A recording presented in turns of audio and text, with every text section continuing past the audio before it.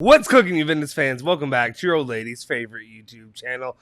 Welcome back to what we like to call the Juventus J Medical breakdown channel. That's what we're doing now. All we're doing is talking about Juventus medical situations, who's hurt, what's the recovery process look like, what's the what surgeries are being done, what times and dates can we expect for this, when can they come back, and then when they come back, we move on to the next medical situation we have.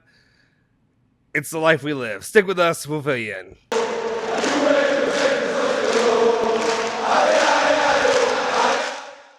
Ciao ragazzi, welcome back to the Bianconeri Zone. My name is Justin Sofro. Today is Wednesday, February 23rd, 2022, and of course I have your latest rundown of all things Juventus, all the medical news that you care about here each and every day. I'm sorry, I can't lay off of it. It's you laugh or you cry, right? At this point in the situation, as it continues to unfold and develops. I think even though we have here all the graphics that we have made for the channel today, new news has dropped since then, so we'll talk about that as well. I'll throw that in there in the mix as well. Before we do anything, though, go ahead and smash that like button, hit that subscribe button if you're new to the channel, and hit that bell icon to stay notified for all of our latest videos. Let's just jump into it, though. And the very first news of the day, if things couldn't be worse in the situation going on with Juventus and their current struggles that are on the pitch, the struggles that they're going to continue to have off the pitch as well have gotten worse and due to certain circumstances that continue to grow. With Sky Sports reporting that Weston Mckennie had a foot fracture and he could be out 2 to 3 months, which basically, for all intents and purposes, takes him out of the competition for Serie A. For the rest of the season. I don't know what that means for him for the United States men's national team. I know a lot of people don't care. I'm a United States fan as well. I'm a United States citizen, so I care about that as well. So it's frustrating to lose one of America's best players and then one of Juventus's more key players here recently in the midfield, especially in a midfield that's continuing to be depleted. I want to give Weston Mckennie a lot of credit, though. Yesterday, he had a hell of a game until he was taken off with that injury. Really showed a lot of effort, grinta, if you will, but also just the effort that he was putting in there. Appreciate that overall. Hopefully, he can come back better and stronger. All right, let's continue it on. Di Marzio talks about basically going into the Dybala situation and going on with him. Another player that's in J Medical situation. Actually, while we're on the J Medical bus, in between there, that's what I meant to throw in there, was we basically heard news that Kyle George ended up getting hurt in the U23 play today. Unfortunate there, another key player lost for Juventus. Now let's move on. No offense to Kyle George, let's move on. Arriva Bene's words on Dybala's renewal. This is from Di Marzio. He said he was sincere. Juve will make an offer to the agent next week. That is lower than the initial offer in October. The conditions have changed. So for those that have been following the saga, the Dybala, will he stay, will he go, whatever's happening, what's going on here, it's not looking good for Paulo Dybala, especially right now, given that Juventus now are going to offer a lower overall offer than they offered in October. I think that was about 8.5 million plus bonuses. Now they're looking at about 7.5 plus potential bonuses. I don't know. Maybe they can get this done. I don't like the way this is going. I know a lot of people are ready to move on from Dybala. I'm sorry, the amount of money you're leaving on the table, a player that you're going to have to replace him with, it's not feasible. Even with all the injury issues that he currently has right now, it's not feasible. When you have a player like him, if you can't at least sell him in the next year or two, you're losing a lot. You're losing a ton. There's rumors that Barcelona put in an offer. Rumors, of course, of Inter having interest. I don't like the way this is going. Makes me a little bit nervous. Mainly, not just because losing Dybala, but just what are you going to get to fill that void, right, in the future? And how are you going to be able to fill that? Moving on. All right, continue on, though, about Dybala. Nico Schietta basically was going on saying more information about basically what I just said. A meeting scheduled between Paulo Dybala's agent, Jorge Anton, and Juventus intervene in March. Juve are ready to offer a lower salary at about 7 million euros a year than the one they recently offered in October at 8.5 million a year plus 1.5 as bonuses until 2026. So there's all the stats there. We have at it. I don't know. That's all I can say. I don't know. I don't love the way this is headed. We'll see if Dybala, how much he cares about Juventus, how much he wants to stay at Juventus. I will say at this point, his injuries have to play a factor, and he has to be reasonable when it comes to realizing, hey, we're paying you all this money, but you're injured all the time. There's a knock, and you're out for a game. You're out for a very pivotal, important Villarreal match that we could have used you in. You could have been a goal that would have saved that. You could have been a player that would have, been able to help out a lot. But because of a knock, you were sidelined. You have to realize that's costing us money, so it's going to have to cost you money. Be a part of the program or not. We decide there from then. All right. Next up, we got to talk about another one, and that's Sky Italia talking about De Ligt and his situation, saying that Juventus are working to renew the contract of De Ligt, who was happy to stay in Turin. Talks are still just about to start, but there are no signs of departure at the moment. This one's pretty cut and dry to me. You renew De Ligt because he is a force on defense. Yes, he didn't have the greatest game yesterday, but overall, De Ligt is reliable. He's better than anything else you have right now. The defense has been solid, but then if you lose De Ligt, you're doing a whole rebuild when it comes to the center back position and situation. You can't lose De Ligt. You keep De Ligt no matter what. I've heard people saying that he's not up to Juventus quality yet, and I'm sorry, you've lost your bleeping mind. You've lost your mind. Take some sanity pill, whatever it is you need. De Ligt is if not the best player, one of the best players Juventus has on the roster. And I'm not hearing any arguments against it. You're wrong. All right, moving on. We've got Gazzetta dello Sport talking about Monata and his situation, saying that Juventus met with Monata's agent to talk about the summer. The club would like to keep him, and Alvaro wants to stay. However, Atletico are convinced that offers will come in, and for now are not open to lowering the fee from the 35 million euro transfer fee number. So, not a lot to go off of there, but just as it seems right now, basically, if they're not really willing to offer lower the fee, he's not staying at Juventus. If they can lower it, he will stay.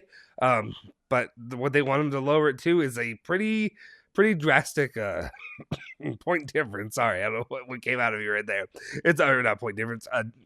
Euro figure. I would say dollar, but that's not correct. A euro figure would be vastly different than what they're wanting to pay right now.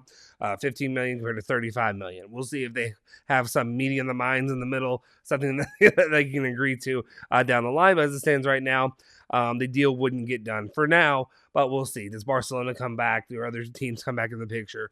We don't know, but stay tuned to that and see if Monata still has a future with Juventus in the summer. All right, Di Marzio is reporting saying that Shelio will renew, while a lower offer will be made for Bernardeschi. Juventus wants to lower the players' salaries. It's unlikely that they will renew at very high figures. Everyone will have to give up something. So, case in point, and that's absolutely correct. Fine with renewing Shelio.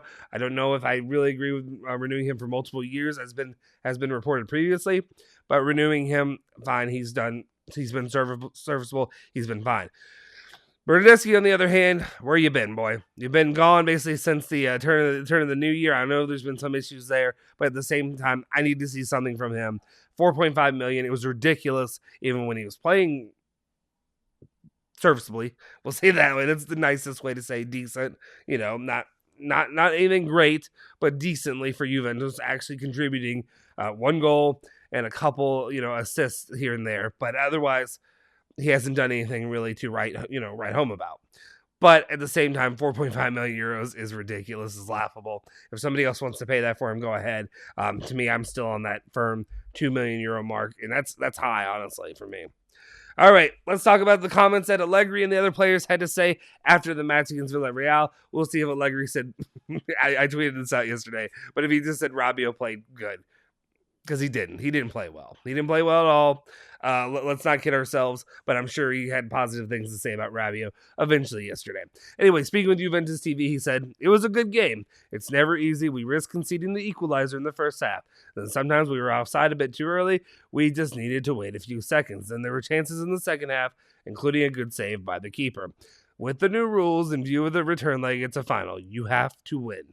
There was a moment when we had the game in hand and we lost silly balls. And that's normal in the course of the game, but you mustn't concede. We conceded a goal that even they didn't think they would score. We were 6 against none. Yeah, it's because in that situation, Rabiot completely left his man open. And then, of course, this is the time where you can't, you can criticize everybody, but this is definitely a time where I think you can criticize De Ligt and say De Ligt should have been there helping as well. So on both of those players, really dire and detrimental that they gave up that goal. If it weren't for that, Juventus would be sitting much more comfortably going into the final leg. thinking about, oh, we can move on for the first time in 3-4 years. We can actually move on to the next round, right? And from this round of 16, and it always happens the last few years. Ajax, Porto, Lyon, whatever. Every single time they get knocked out, and now you can't help but resign yourself to the feeling of, are we going to do this once again? Is that where Juventus is going to be at the end of this? Are we going to be sitting there looking at what could have been because of what they gave up in this match? Obviously, we're thankfully, because of the away goal rule, it's a better situation. Actually, it's not a better situation. If Juventus would have had it, then it would have been better. But at least it's all things are even. You just have to go and win the game that is at home. So, at least the home crowd. Of course, against Torino and other teams, it hasn't been what home Juventus used to be. So we'll see how that plays out. Anyway, a lot of what he said, I don't know. I don't know if I really worth really diving too much into it. At least he didn't say that Rabiot did play well. All right, Juventus TV goes on to talk about Danilo and his comments about Villarreal, and they said that we made a mistake at the moment. We were in a bad situation. Details that make the difference. We will have to be more careful. We will have the second game. We will play for the next round in Turin. We are in emergency defense. We tried to be more covered. We must have this availability also during the game. A fair game at times. We were dribbling too much. We needed to let the ball do more of the work. And I agree with him. Danilo is not exactly a player that I would really be criticizing in this moment. I think he played pretty well in that match, especially when you had to start off with a 3-man defense. A lot more ground to cover, a lot more work to do for each of the players there. But I think really credit to him and Alexandro. They both actually did well in the minutes that they played. I'm not complaining about them, but at the same time, you got to do work to control possession and then really capitalize in the moments where you had the ball and not give it up with these weak passes that we saw. Usually reliable players like Locatelli make bad passes. All right. And then the final comments of the day come from Alvaro Morata talking about the match that was with Juventus TV, saying, "I'm sorry, we had to win. We made a great effort. We had a couple of chances. That's football. We knew they played good football. They played a great game from a physical aspect. It's all to be decided." When the draw came out, a lot of people said we were stronger, but it's the UCL. They are champions of the Europa League. They play very well. They didn't start well in the league, but now they are close to the UCL places. They are a great team. Every team in the UCL can create problems. We left a few spaces. We have to play a game in the return leg. Said a whole lot of nothing. Let's be honest. That's what he said. He basically just gave credit to the other team for Juventus' own shortcomings in this match. That's what it was. And of course, Monata is Monata. You can say whatever you want about him as a player. His mentality, him being mentally weak, maybe crying in the locker room, all that good stuff. But at the same time, I don't mind. I liked how he came out at first. He said, "I'm sorry, we had to win. But then he said we made a great effort." And he started walking it back a little bit, and that's not something I love. I'd rather somebody stick with their guns and just say, "I'm sorry, we had to win. We bleeped up. We messed this up. It was a team effort, a team failure." Words only matter so much, but at the same time, given the situation Juventus is in right now, it's unfortunate because we could have something to actually be excited about. We had that when we got Zakaria in and got Vlahovic in, and winning this leg of the Champions League. I guess what am I saying? What am I trying to say? Oh, the matchup. Why couldn't I get matchup out? The matchup with Villarreal would have done wonders to really help. Maybe some morale for the team and then also for the fans, really to buy back in after that Torino that match that was. So we'll see where they can do moving forward from here. But at the same time, give us something to be excited about at this point. And because right now the coach Allegri is not doing that with the lineups he's putting out there, with the substitutions. I know I'm going right back at him.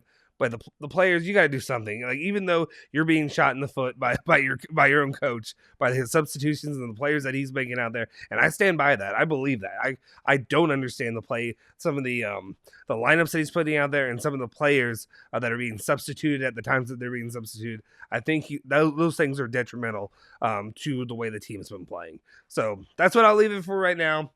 We'll see if they can make it up in the second leg and then see how they play up against Empoli in a must-win situation. I mean, these have all been must-win situations, and you ain't done it yet in the last couple of games. So we'll see what happens in the near future if they can start reeling off some points to feel comfortable and, in fourth place for Juventus, because right now you had a lucky weekend, though really it's not really that lucky, because you could have really done yourself a lot of favors by getting those 3 points against Torino. I know I'm going back to Torino, but I'm going stuck with the Serie A, saying you could have done yourself a lot of favors getting those points in that match and then going up against the Empoli to try to close the gap even more, especially when all those teams really laid an egg as well. Instead, you laid an equal egg, so we're all at the same point at where we were.